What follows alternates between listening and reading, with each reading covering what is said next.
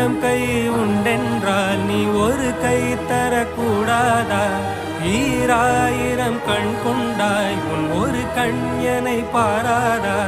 உன்னில் சரணடைந்தேன் இனி நீ கதியே.